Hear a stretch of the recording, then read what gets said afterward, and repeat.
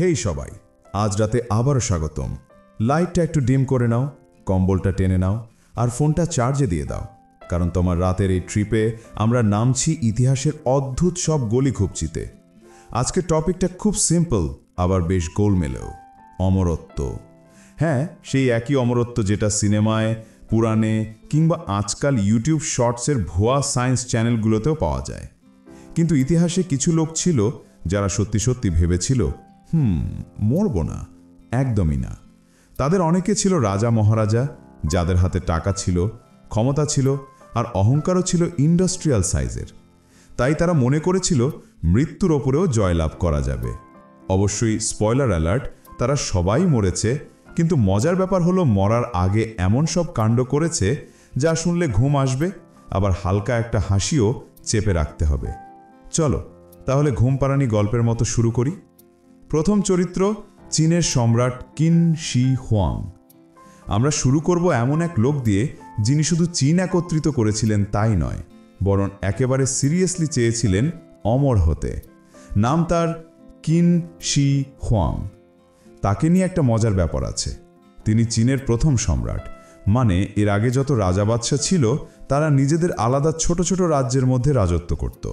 কিন she Huang বললেন, না ভাই, এভাবে চলবে না, সব কিছুর মালিক আমি। আর তিনি তাই করলেন।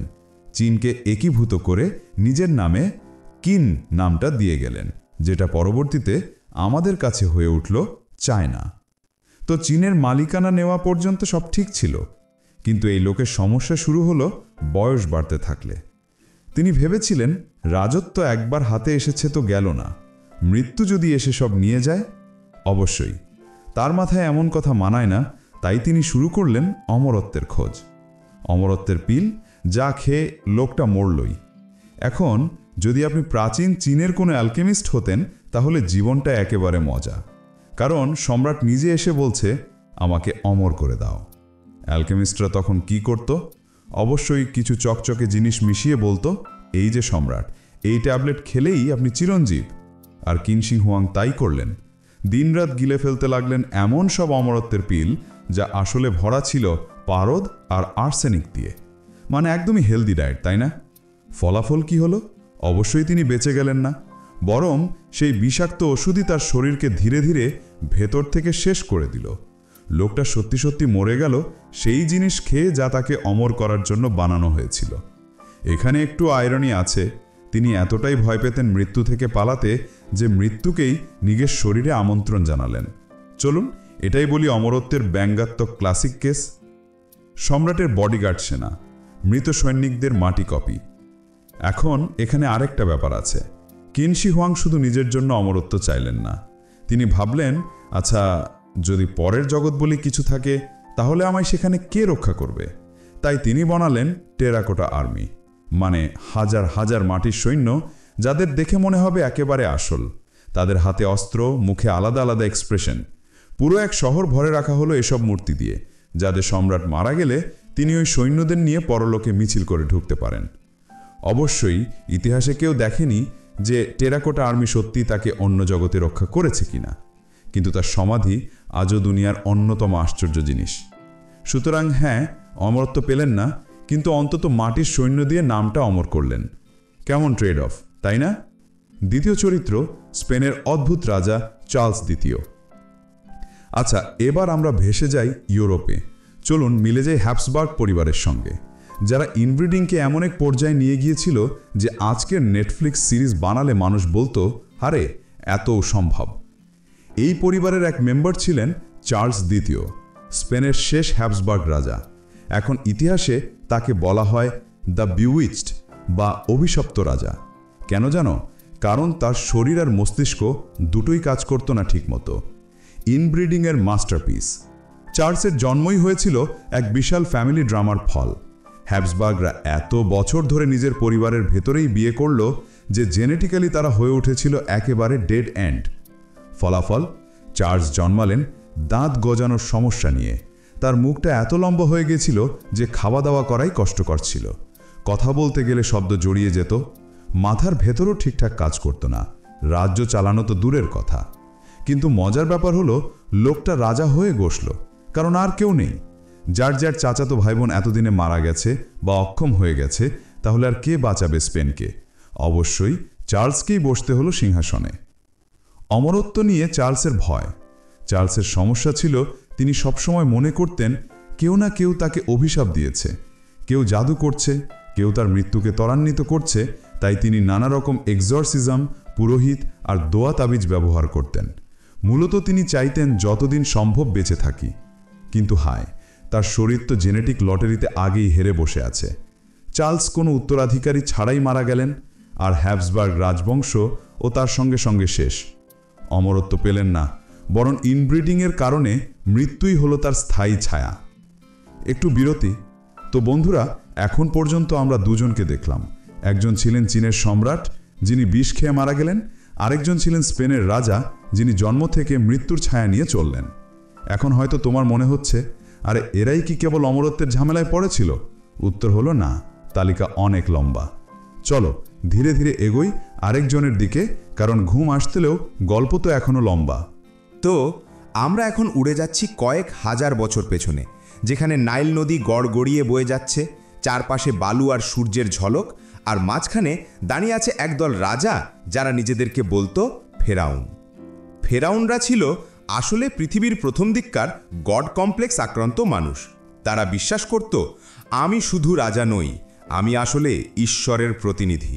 তাই আমি মারা গেলে আসলে আমি মরব না, আমি অন্য জগতে যাব আর সেখানেও রাজত্ব চালিয়ে যাব। অবশ্য এই কথাটা শুনলে মনে হবে, ওকে, কল্পনা করো তো। কিন্তু সমস্যা হলো, এরা ওই কল্পনাকে হুবহু বাস্তবে নামাতে চেয়েছিল। আর সেই চেষ্টাতেই জন্ম হলো মিশরের অমরত্ব সংস্কৃতির মমি আর পিরামিড। মৃত্যুর পরও রাজা। ফেরাউনদের মাথায় একটা বড় দুশ্চিন্তা ছিল, মরলে যদি সব শেষ হয়ে যায়। তাই তারা সিদ্ধান্ত নিল, না, মরলে তো কিছুই শেষ হবে না, বরং মরার পরেও জীবন চলবে, তবে সেটা হবে পরলোকের জীবন। কিন্তু সেই জীবনে টিকে থাকতে হলে কি লাগবে? অবশ্যই শরীরটাকে জোড়াতালি দিয়ে রাখতে হবে, যাতে আত্মা ফিরে এসে সেটার মধ্যে ঢুকতে পারে। এই আইডিয়ার ফলাফল হলো মমিফিকেশন। মমি বানানোর প্রক্রিয়া ছিল খুবই ডিটেলড। প্রথমে দেহ থেকে সব অঙ্গ প্রত্যঙ্গ বের করে ফেলতে হতো, হার্ট বাদে, কারণ হৃদয়কে তারা ভাবত আত্মার কেন্দ্র। লিভার, পাকস্থলী, অন্ত্র এসব আলাদা করে রেখে দেওয়া হতো বিশেষ জারে, যেগুলোকে বলা হয় কানোপিক জার। মাথার ভেতর থেকে মগজ বের করে ফেলা হতো। হ্যাঁ, টুল ঢুকিয়ে একেবারে নাক দিয়ে টেনে বের করত। শুনতে বিরক্তিকর, কিন্তু ওদের কাছে এটা ছিল প্রফেশনাল সার্ভিস। তারপর পুরো শরীরকে মাখিয়ে দেওয়া হতো নানা রকম মশলা, লবণ আর রজন দিয়ে। শুকিয়ে যেত মাসের পর মাস। শেষে কাপড় দিয়ে শক্ত করে পেঁচানো হতো। ফলাফল একেবারে শুকনো কঙ্কালসার শরীর, যেটা দেখতে হয়তো ভৌতিক, কিন্তু উদ্দেশ্য ছিল একটাই, যেন শরীর নষ্ট না হয়। অবশ্যই ফেরাউনরা ভেবেছিল এর মাধ্যমে তারা অমর হয়ে থাকবে। পিরামিড হলো পরলোকের প্রাসাদ। এখন প্রশ্ন হলো, মমি হলে তো হলো, এরপর ফেরাউনরা ভাবত যেহেতু তারা মৃত্যুর পরেও রাজা থাকবে, তাই তাদের দরকার বিশাল প্রাসাদ। এই জায়গায় আসে পিরামিড। গিজার বিশাল পিরামিডগুলো আসলে ছিল ফেরাউনদের সমাধি। কিন্তু এগুলোকে শুধু সমাধি ভাবা ভুল হবে। এগুলো ছিল তাদের পরলোকের প্রাসাদ।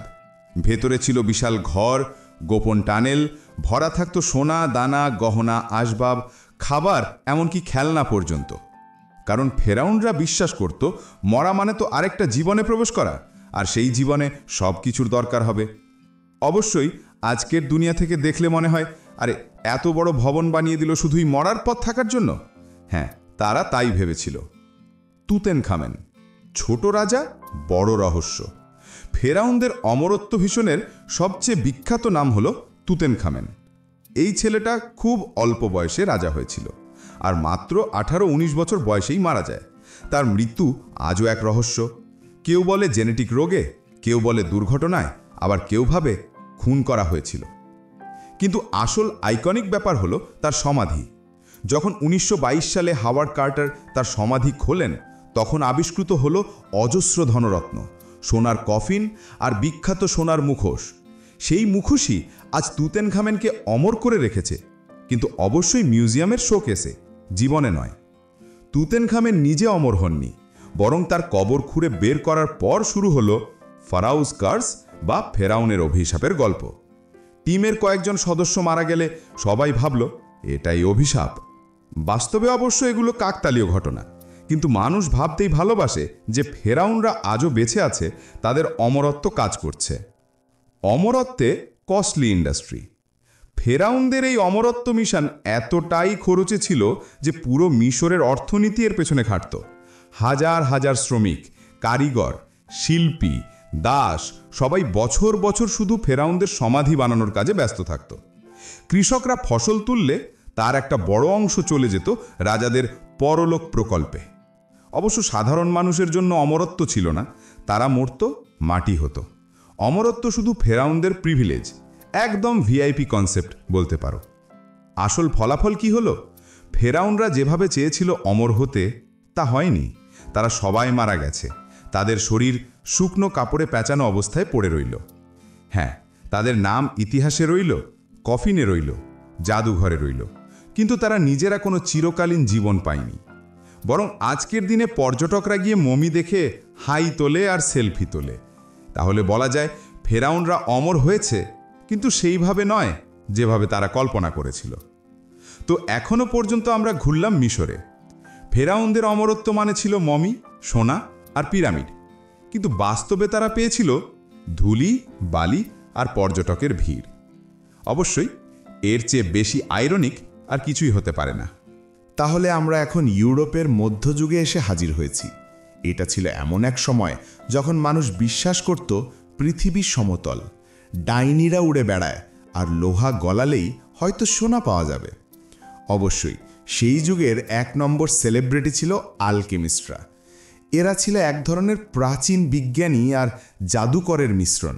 আজকের দিনে যদি বলি, এরা ছিল ইউটিউব লাইফ হ্যাক ভিডিওর মতো, 90% ভাওতাবাজি, 10% আসল কাজ। আর এই আলকেমিস্টদের কাছেই রাজারা ছুটে যেত যখনই অমরত্বের লোভ জাগত। লাইফের এলিক্সির, অমরত্বের পানীয়। মধ্যযুগীয় ইউরোপে একটা জিনিস খুব জনপ্রিয় ছিল, এলিক্সির অফ লাইফ, মানে এমন এক পানীয় যা খেলে তুমি বুড়ো হবে না, মরবেও না। শুনতে ভালো, তাই না? অবশ্যই বানাতে গিয়ে আলকেমিস্টরা যা তা মিশাতো, পারদ, সীসা, গন্ধক, ভেষজ, কখনো আবার মানুষের রক্ত। কারণ তারা ভাবত, আরে শরীরের ভেতরে একটু এক্সট্রা এনার্জি দিলেই বুড়ো হওয়া থেমে যাবে। ফলাফল কি হতো? লোকজন এক চুমুক খেলেই হয় অসুস্থ, নয় অল্প দিনে টুপ। অমর্ত্য দূরের কথা, বাঁচা দায় হয়ে যেত। পোপ জন 22 আর গোপন এলিক্সির। একজন বেশ ইন্টারেস্টিং কাস্টমার ছিলেন পোপ জন 22তম। গল্প আছে উনি নাকি এক আলকেমিস্টকে দিয়ে অমরত্বের এলিক্সির বানাতে দিয়েছিলেন। পোপ ভাবছিলেন, যদি আমি চিরকাল বেঁচে থাকি তাহলে চার্চও চিরকাল টিকে থাকবে। কিন্তু বাস্তব হলো উনি মারা গেলেন একেবারে নর্মাল বয়সে। অবশ্য মৃত্যুর আগে গুজব ছড়ালো উনি নাকি গোপনে সেই এলিক্সির খুঁজে পেয়েছিলেন। আজও কেউ কেউ বলে পোপ নাকি মারা যাননি, তিনি নাকি কোথাও আছেন। অবশ্যই এসব শুধু গসিপ, কিন্তু ইতিহাসে গসিপই তো সবচেয়ে মজার জিনিস। ফ্লামেল, আলকেমিস্টদের পোস্টার বয়। এবার আসি নিকোলাস ফ্লামেলের কাছে। শুনতে নামটা চেনা লাগছে? হ্যাঁ, হ্যারি পটারেও তার নাম ব্যবহার করা হয়েছে। ফ্লামেল ছিলেন 1400 শতকের একজন ফরাসি আলকেমিস্ট। গল্প আছে তিনি নাকি দ্য ফিলসফার স্টোন আবিষ্কার করেছিলেন। না, এটা কোনো রত্ন নয়, এটা নাকি এমন এক পদার্থ যা দিয়ে লোহা টিনকে সোনায় রূপান্তর করা যায় আর বানানো যায় অমরত্বের এলিক্সির। বাস্তবে কি হয়েছিল? ফ্লামেল অনেক বই কিনেছিলেন, তার মধ্যে কিছু ছিল রহস্যময় চিহ্নে ভরা। মানুষ ভাবল, আরে উনি নিশ্চয়ই কোনো গোপন বিদ্যা খুঁজে পেয়েছেন। আর ফ্লামেলও এ গুজব খণ্ডন করেননি। অবশ্যই তিনি শেষমেশ মরেই গেলেন, কিন্তু তার নাম রয়ে গেল সেই চিরন্তন অমরত্ব মিথে। যেন লোকটা এখনও কোথাও বেঁচে আছেন, ফ্রান্সের কোনো গলির ভেতরে বই লিখে যাচ্ছেন। হাঙ্গেরির কাউন্টেস, অমরত্ব মানে ব্লাড বাথ। এখন একটু ডার্ক টুইস্ট নি। অমরত্বের আরেকটা অদ্ভুত ফর্মুলা খুঁজে পেয়েছিলেন কাউন্টেস এলিজাবেথ বাথরি।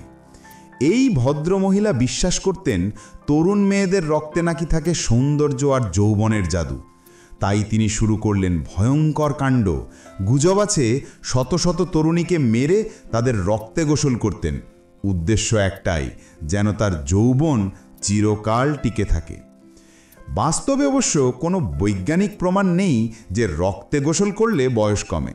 বরং উল্টো, তিনি হয়ে উঠলেন ইতিহাসের ভয়ঙ্কর অপরাধীদের একজন। অবশ্যই তিনি চিরকাল বাঁচলেন না, শেষমেশ তাকে বন্দি করা হলো আর সেখানেই মৃত্যু। কিন্তু তার গল্প আজও টিকে আছে একেবারে গথিক ভৌতিক কিংবদন্তি হয়ে। আলকেমির আসল সমস্যা দেখা যাচ্ছে ইউরোপের রাজারা আর ধনী লোকেরা অমরত্বের খোঁজে আলকেমিস্টদের পেছনে ঘুরেছে, কিন্তু তারা বুঝতে পারেনি আলকেমি ছিল মূলত এক ধরনের ফ্যান্টাসি। হ্যাঁ, কিছু বেসিক কেমিস্ট্রি এর ভেতরে লুকিয়েছিল, কিন্তু অমরত্ব না, সেটা আসলে ছিল ধোঁয়াশা। বরং অমরত্বের লোভেই তারা খেয়ে বসেছে বিষ, খরচ করেছে ধন সম্পদ আর ফেলে গেছে অদ্ভুত সব গল্প। তো এই পর্যন্ত আমরা দেখলাম মধ্যযুগীয় ইউরোপে অমরত্ব মানে ছিল পাগলামি মিশ্রিত আলকেমি। কেউ বানালো বিষাক্ত এলিক্সির, কেউ বানালো ভয়ের গল্প, আর কেউ তৈরি করলো মিথ। কিন্তু অমর হলো কে? কেউ না, বরং তাদের নামটাই আজ ইতিহাসে অমর। যেমন ফ্লামেল বা বাথরি, এরা মরেছে কিন্তু গল্প টিকে গেছে। রাশিয়ার অমরত্বের রাজনীতি। রাশিয়ার ইতিহাস মানেই একরাশ বরফ, একরাশ সোনালী প্রাসাদ আর একরাশ রক্তাক্ত ষড়যন্ত্র। এখানে অমরত্বের মানে ছিল রাজপরিবারকে অক্ষত রাখা আর রাজবংশকে চিরকাল বাঁচিয়ে রাখা। কিন্তু ইতিহাস জানিয়ে দিল চিরকাল বলতে কিছু নেই। বরফের মতোই রাজবংশও একসময় গলেই যায়। ইভান দ্য টেরিবল, ভয় দিয়ে অমরত্ব। চলো শুরু করি ইভান দি টেরিবলকে দিয়ে। উনি ছিলেন রাশিয়ার প্রথম সার, আর তার ডাকনামই বলে দেয় সব, টেরিবল। ইভেন চেয়েছিলেন একটাই জিনিস, তার নাম যেন ইতিহাসে অমর হয়ে থাকে। কিভাবে করবেন সেটা? ভয় দেখিয়ে। তিনি একের পর এক যুদ্ধ চালালেন, শত্রুদের গুড়িয়ে দিলেন, এমনকি নিজের পরিবারকেও রেহাই দেননি। কিংবদন্তি আছে তিনি রাগের মাখায় নিজের ছেলেকেই মেরে ফেলেছিলেন। অবশ্যই উনি মরলেন, কিন্তু তার নাম আজও বইয়ে লেখা আছে, সিনেমায় দেখানো হয়, গল্পে বলা হয়। অমরত্ব পেলেন কি পেলেন না এ নিয়ে বিতর্ক থাকতে পারে, কিন্তু তার ভয়ঙ্কর ইমেজ আজও অমর। রোমানভদের স্বপ্ন, রাজবংশ অমর হোক। তারপর এলো রাশিয়ার সবচেয়ে বিখ্যাত পরিবার, রোমানভ ডাইনেস্টি। এই পরিবার প্রায় ৩০০ বছর ধরে রাশিয়া শাসন করেছে। তাদের স্বপ্ন ছিল আমরা থাকব, আমাদের বংশ চিরকাল টিকে থাকবে। তারা গড়ল প্রাসাদ, বানালো গির্জা, জমকালো অনুষ্ঠান করল, সবই যেন এক ধরনের অমরত্বের আয়োজন। কিন্তু ভাগ্য একেবারে উল্টো। ১৯১৭ সালে রাশিয়ান বিপ্লব এলো। রাজপরিবারকে নামিয়ে দেওয়া হলো সিংহাসন থেকে, আর ১৯১৮ সালে শেষ স্যার নিকোলাস II আর তার পুরো পরিবারকে গুলি করে হত্যা করা হলো। তাদের স্বপ্ন ছিল অমরত্বের, কিন্তু তাদের পরিণতি হলো ইতিহাসের সবচেয়ে বড় রক্তাক্ত অধ্যায়। র্যাসপুটিন, অমরত্বের রহস্যময় সাধু। এখন আসি এক অদ্ভুত চরিত্রে, গ্রিগরি র্যাসপুটিন। এই লোকটাকে নিয়ে যত মিথ আছে হয়তো আর কাউকে নিয়েই তত নেই। র্যাসপুটিন ছিলেন এক ধরনের রহস্যময় সাধু, হিলার, প্রফেট, জাদুকর, সব কিছুর মিশ্রণ। তিনি দাবি করতেন তার কাছে এমন শক্তি আছে যা দিয়ে অসুখ সারানো যায় আর রাজপরিবারকে সুরক্ষিত রাখা যায়। নিকোলাস II এর ছেলেকে এক মারাত্মক অসুখে হিমোফিলিয়ায় ভুগতে দেখে র্যাসপুটিন আসল হিরো হয়ে উঠলেন। রাজপরিবার বিশ্বাস করল এই মানুষটাই তাদের রক্ষা করবে, তাদের বংশকে অমর করে রাখবে। কিন্তু আসল রহস্য হল র্যাসপুটিনকেও অনেকে প্রায় অমর ভেবেছিল, কারণ তাকে যখন খুন করা হলো তখন ঘটনা এমন। আগে তাকে বিষ দেওয়া হলো, তিনি মরলেন না। তারপর গুলি করা হলো, তবু উঠে দাঁড়ালেন। শেষে আবার গুলি করে মারধর করে নদীতে ফেলা হলো, তখন গিয়ে মৃত্যু হলো। এমন মৃত্যু শুনে মানুষ বলতেই বাধ্য হয়েছিল, এই লোকটা কি মানুষ ছিল নাকি সত্যি অমর? অবশ্যই তিনি মারা গেছেন, কিন্তু তার গল্প আজও কিংবদন্তি হয়ে টিকে আছে। রাসপুটিনের মৃত্যু আসলে তাকে অমর বানিয়ে দিল ইতিহাসে। অমরত্বের আসল ব্যর্থতা। রাশিয়ার রাজারা, সাধুরা আর পরিবারগুলো সবাই ভেবেছিল তারা কোনো না কোনোভাবে অমর হবে। কেউ ভেবেছিল ভয় দিয়ে, কেউ ভেবেছিল ক্ষমতা দিয়ে, কেউ ভেবেছিল অলৌকিক শক্তি দিয়ে। কিন্তু বাস্তব, সবাই শেষমেশ মরে গেছে। বেঁচে আছে শুধু তাদের গল্প। অর্থাৎ রাশিয়া আমাদের শিখিয়ে দিল, অমরত্ব মানে আসলে জীবিত থাকা নয়, বরং মানুষ যেন তোমার কথা মনে রাখে। ভালো হোক মন্দ হোক, কিন্তু নামটা যেন ইতিহাস থেকে মুছে না যায়। একটু বিরতি। তো এখানেই শেষ হলো রাশিয়ার অধ্যায়। এক দেশ যেখানে বরফ গলে যায়, রাজবংশ মুছে যায়, সাধুরাও মরে যায়, কিন্তু ইতিহাস অমর হয়ে থাকে। তো বন্ধুরা, আজকের মানুষরা একেবারেই অন্যরকম। রাজা মহারাজারা অমর হতে চাইতো, যেন তাদের নাম মনে থাকে, তাদের বংশ টিকে থাকে। কিন্তু আজকের কোটিপতি, বিলিয়নিয়ার আর বিজ্ঞানীরা চাইছে একটাই জিনিস, আমরা মরব না, অন্তত আরও 200 বছর বাঁচব। অবশ্য এটা শোনার পর প্রথম প্রতিক্রিয়া, হ্যাঁ, আর কিছু চাই নাকি? কিন্তু ব্যাপারটা একেবারেই সত্যি। ক্রায়োজেনিক্স, ফ্রিজারে অমরত্ব। চলো শুরু করি ক্রায়োনেক্স দিয়ে। ভাবো তো, তুমি মারা গেলে তোমার শরীরকে বরফ ঠান্ডায় জমিয়ে রাখা হলো। কোথায়? বিশাল ল্যাবরেটরিতে। কেন? কারণ একদিন বিজ্ঞান হয়তো এত উন্নত হবে যে তারা তোমাকে আবার জীবিত করে তুলতে পারবে। হ্যাঁ, এটা কোনো সাইফাই সিনেমা নয়। বাস্তবেই এমন কিছু মানুষ আছেন যাদের দেহ এখন বিশাল ট্যাঙ্কে জমাট বাঁধা। আমেরিকার কয়েকটা কোম্পানি এই কাজটা করছে। সবচেয়ে মজার ব্যাপার হলো, এখনো পর্যন্ত কারো পুনর্জীবন হয়নি। অর্থাৎ এই মানুষগুলো আসলে এক্সপেরিমেন্টাল আইস কিউব হয়ে পড়ে আছে। অমরত্ব চাইতে গিয়ে তারা এখন আক্ষরিক অর্থেই ফ্রিজে শুয়ে আছে। টেক বিলিয়নারদের অদ্ভুত স্বপ্ন। আসুন এবার টেক দুনিয়ার দিকে তাকাই, যেখানে আছে Peter Thiel, Elon Musk, Jeff বেজোসের মতো লোকেরা। এরা টাকার পাহাড়ে বসে আছেন আর ভাবছেন, মরবো কেন, আর একটু বাঁচতে হবে। কেউ ইনভেস্ট করছে অ্যান্টি এজিং রিসার্চে, কেউ চাইছে ক্লোনিংয়ের মাধ্যমে নিজেদের ডুপ্লিকেট বানাতে, কেউ আবার বলছে আমাদের মস্তিষ্ক ডিজিটাল করে কম্পিউটারে আপলোড করা সম্ভব। অর্থাৎ শরীর যদি নষ্ট হয়ে যায়, অন্তত আমরা ডিজিটাল আকারে বেঁচে থাকব। শুনতে মনে হচ্ছে সস্তা সাইবার পাঙ্ক উপন্যাস, কিন্তু এরা সিরিয়াস। রক্ত বদলের অদ্ভুত পরীক্ষা। এখন আসি সবচেয়ে অদ্ভুত এক্সপেরিমেন্টে। কিছু বিজ্ঞানী আর কোটিপতি ভাবলেন, যুবক দেহের রক্ত যদি বুড়ো শরীরে দেওয়া যায়, তবে হয়তো বয়স কমবে। ফলাফল, কেউ কেউ সত্যি এই কাজ করে ফেলেছেন। বয়স্ক ধনকুবেররা তরুণদের রক্ত কিনে নিয়ে নিজেদের শরীরে ঢালছেন। শুনতে একটু ভ্যাম্পায়ার গল্প মতো লাগে না? অবশ্য কোনো স্থায়ী সমাধান হয়নি, বয়স কমেনি, কিন্তু ধনকুবেররা ভাবছেন একদিন না একদিন কাজ হবেই। গুগল ক্যালিকো, গুগলের অমরত্ব প্রজেক্ট। গুগলও পিছিয়ে নেই। তারা তৈরি করেছে ক্যালিকো নামের এক গবেষণা প্রতিষ্ঠান। উদ্দেশ্য, ageing is a disease and diseases can be cured. অর্থাৎ বার্ধক্য আসলে একটা অসুখ, আর যেহেতু অসুখ সারানো যায়, বার্ধক্যও সারানো যাবে। শুনতে দারুণ লাগে, কিন্তু কয়েক দশক কেটে গেলেও এখনো পর্যন্ত এর ফলাফল হলো বিজ্ঞানীরা প্রচুর ডেটা সংগ্রহ করেছেন, কিন্তু বয়স কমেনি। অর্থাৎ এখনো পর্যন্ত গুগলও অমর গুগল সার্চ রেজাল্ট ছাড়া কিছু দিতে পারেনি। অমরত্বের আসল বিদ্রূপ। এখানে বিদ্রূপ হলো, 1000 বছর আগে ফেরাওরা মমি বানিয়ে ভেবেছিল অমর হবে।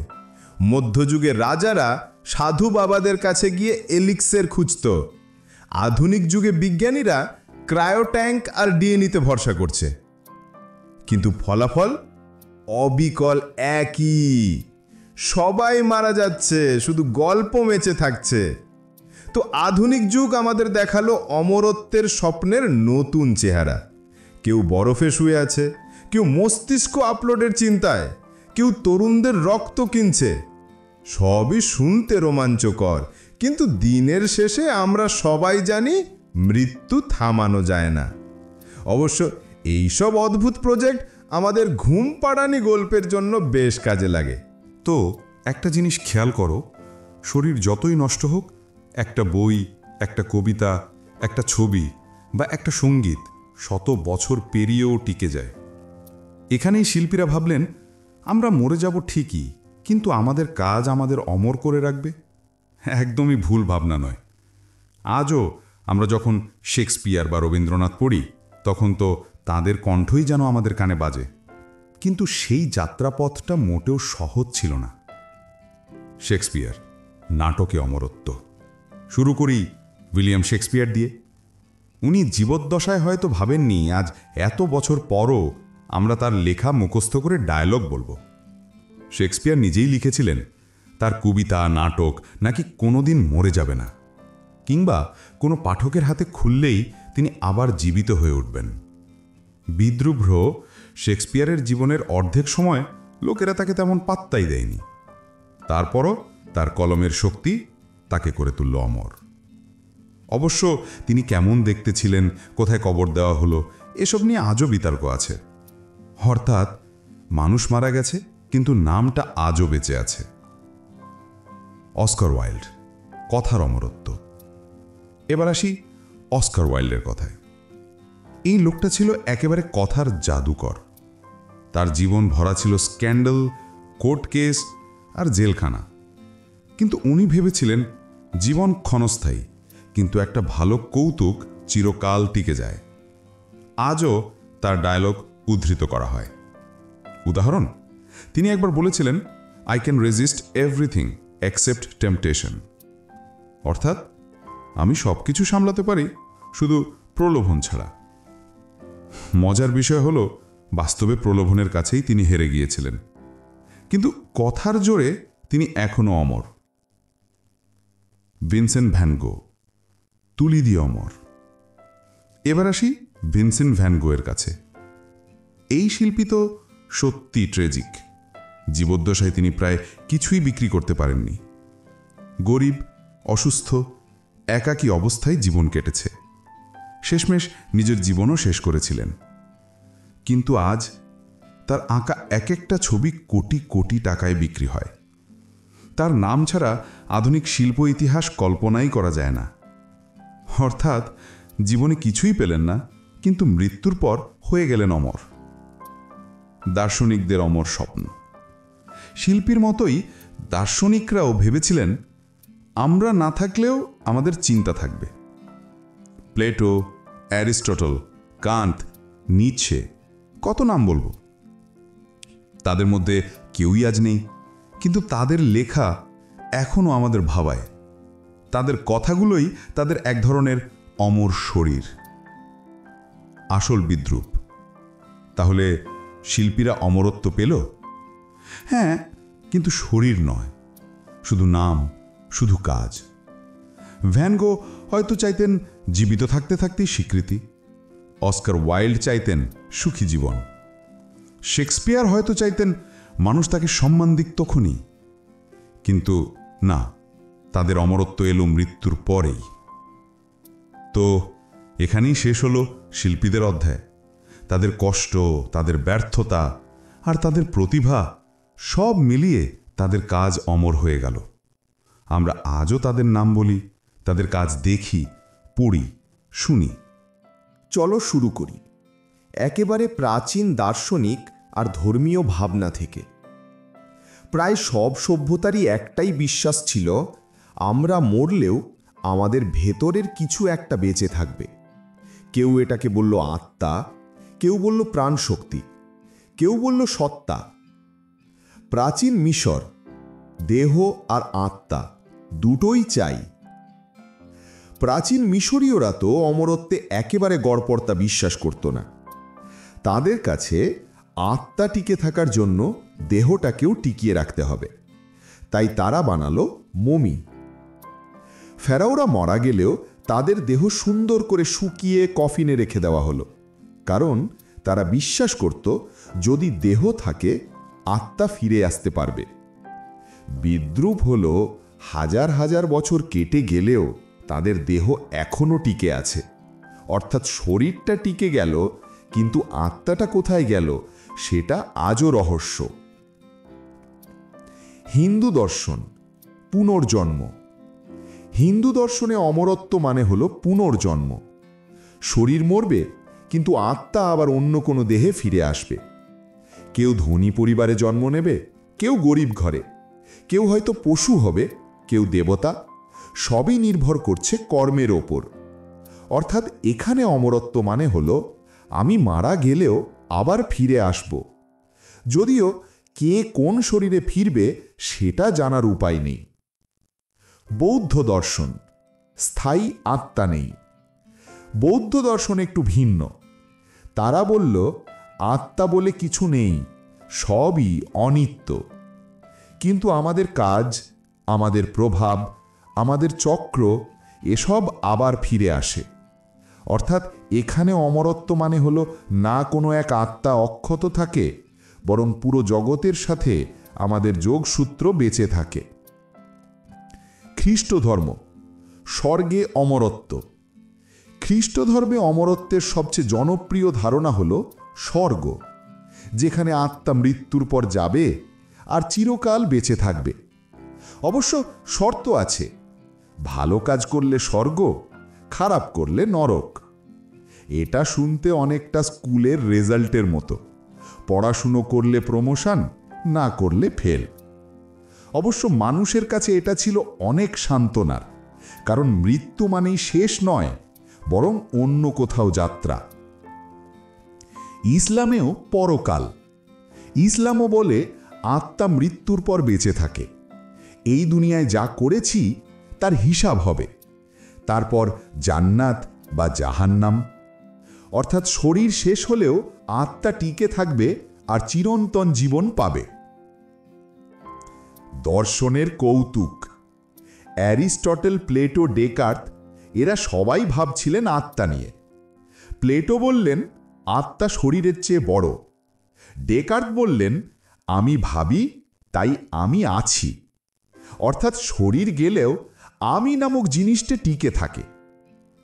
আজকের দিনে মনোবিজ্ঞানী বা নিউরোসায়েন্টিস্টরা হয়তো এসব শুনে মাথা চুলকান, কিন্তু ঘুম পাড়ানি গল্প হিসেবে এটা একেবারে আদর্শ। বিদ্রূপ আবার। ধর্ম আর দর্শন সবাইকে সান্ত্বনা দিল মৃত্যুর পরেও কিছু থাকবে, কিন্তু সেটাকে কেউ প্রমাণ করতে পারেনি। অর্থাৎ ফেরাও হোক বা দার্শনিক, সবাই বিশ্বাসে ভেসেছিল। হাজার বছর কেটে গেলেও প্রশ্নটা আজও রয়ে গেল, আত্মা কি সত্যিই অমর? তো ধর্ম আমাদের শিখালো অমরত্ব মানে সবসময় শরীর বাঁচিয়ে রাখা নয়। কখনো সেটা আত্মা, কখনো সেটা বিশ্বাস, কখনো সেটা গল্প।